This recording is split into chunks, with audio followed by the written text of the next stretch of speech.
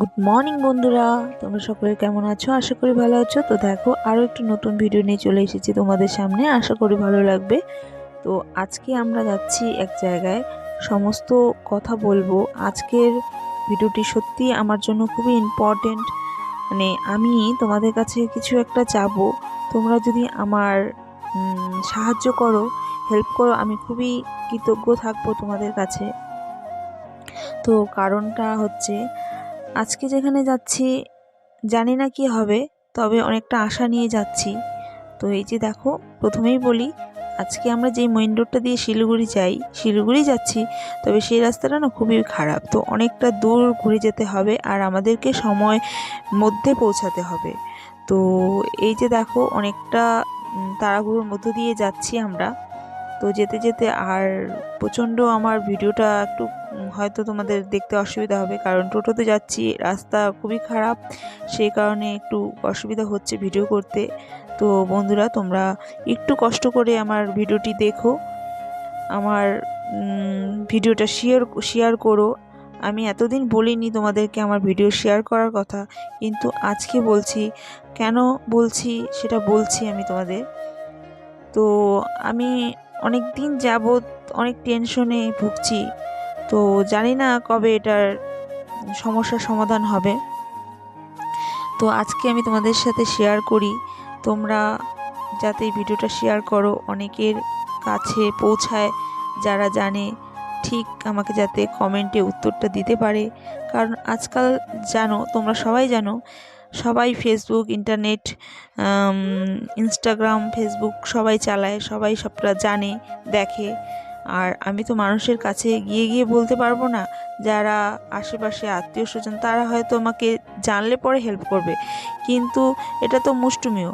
কিন্তু ইন্টারনেটে ভিডিও তো প্রত্যেকে দেখবে, তাই আমি এখানে ভিডিওর মাধ্যমেই তোমাদের মানে সংবাদটা দিতে চাচ্ছি, যাতে অনেক দূর দূরান্ত থেকে ভিডিওটি দেখতে পারে আর আমাকে কমেন্টে জানায়, আমার যাতে সুবিধা হয়, আমি যাতে ভালো পরামর্শটা পাই, যাতে সঠিকভাবে আমি ট্রিটমেন্টটা চালাতে পারি। তো আমার মা আজ অনেক দিন যাবৎ হলো অনেক কষ্ট করছে।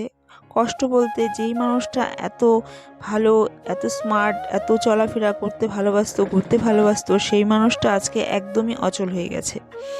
তো কারণটা আগে জানতাম না। আমার বাবা মারা গেছে 4 বছর হয়ে গেছে। তো বাবা মারা যাওয়ার 1 বছর 1.5 বছর পরে মার প্রচণ্ড শরীর খারাপ। মানে তারপর আমরা বাইরে নিয়ে গেছিলাম ব্যাঙ্গালোরে, কিন্তু ব্যাঙ্গালোরে তেমন অনেক রকমের টেস্ট করার পরে তেমন কিছু হয়নি বলতে বলেছিল 6 মাস পরে যেতে। আর রোগটা যেটা ধরা পড়েছিল সেটা হচ্ছে পার্কিনসন্স ডিজিজ। তো এই রোগটা আমি এর আগে কখনো শুনিনি, জানি না তোমরাও শুনেছো কি না, কিন্তু রোগটা যেহেতু আছে সেহেতু নামটাও আছে। তো সেই কারণে, আর আমরা তো শিলিগুড়িতে থাকি। তো শিলিগুড়িতে কোন ডাক্তার দেখাবো সেটাও বুঝে পাচ্ছি না। তবে আরেকজন ডক্টরকে দেখানো হয়েছে, কিন্তু ডক্টর তো বলবো, এই ডক্টরের বিষয়ে সবটাই বলবো। তো ডক্টরের তো ব্যবহার প্রচণ্ড বাজে। মানে পেশেন্টকে আগে যেটা হয়নি তার থেকেও বেশি ভয় পেয়ে দেয়। গার্জিয়ানদেরও এমনভাবে ভয় পাওয়ায়, রাতের ঘুম কেড়ে নেয়।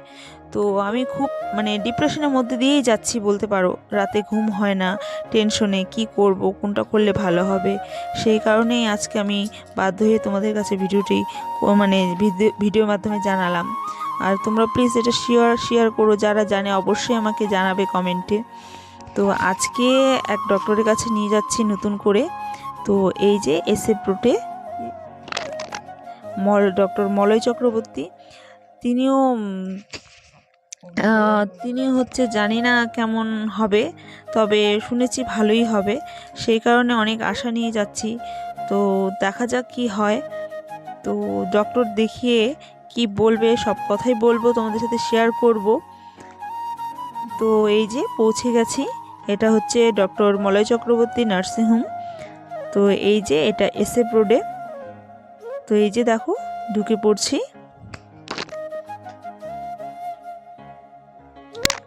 তিনিও নিউরোসার্জেন। তো আমি জানি না কোন ডক্টর দেখালে ভালো হবে, তবে মার শরীরটা ইদানিং প্রচণ্ড খারাপ, সেই কারণে আমি তাড়াহুড়োর মধ্যেই দেখাতে এসেছি। তো এই যে এখানে রিসেপশনের নাম লেখানো আগেই হয়েছে, তো এখানে কথা বলে নিচ্ছি। নামটা অন্য কাউকে দিয়েই লেখানো হয়েছে, তাই এখানে জিজ্ঞাসা করে নিলাম। এই যে অনেক ওয়েটিং রুমে অনেকজন রয়েছে। এই যে মাকে বললাম তুমি বসো, এদিকে কথা বলে নিই। তারপর তো নাম লেখানো হয়ে গেছে। তারপর এখানে এই যে প্রেশার, তারপরে ওয়েটটা চেক করে নিল, তারপর বসতে বলেছিল। তারপরে এই যে একটা ফাইল দিয়ে দিল ডক্টর মলয় চক্রবর্তীর। তো তারপর আমাদের নাম ডেকেছিল, গেছিলাম ভিতরে। ডক্টর এমনিতে খুব ভালো ব্যবহার ডক্টরের। তো কথা বললাম, কথা বলার পরে মাকে অনেক রকমের টেস্ট দিল। তো টেস্টে প্রচুর খরচা রয়েছে, তো সেটা ব্যাপার না। তবে আমি চাই যাতে রোগটা ঠিক হয়, কিন্তু জানি না কতদূর কি হবে। তবে আজকে টেস্টটা করানো হয়নি, কারণ আমি, মা আর আমার মেয়েকে নিয়ে এসেছিলাম। বাড়িতে গিয়ে একটুখানি আগে পরামর্শ করব, তারপরে হয়তো 2 দিন পরে টেস্টটা করে ডক্টরকে দেখানো হবে। তো তার আগে তোমাদের কাছে আমি এই ভিডিওটি আর কি তোমাদেরকে জানালাম। তোমরা প্লিজ আমার সাথে একটু থেকো, আমাকে হেল্প করো।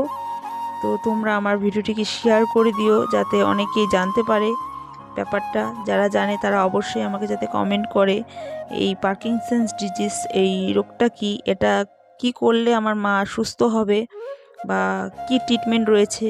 তো বন্ধুরা, তোমরা আমাকে হেল্প করো please. Bye bye, good night.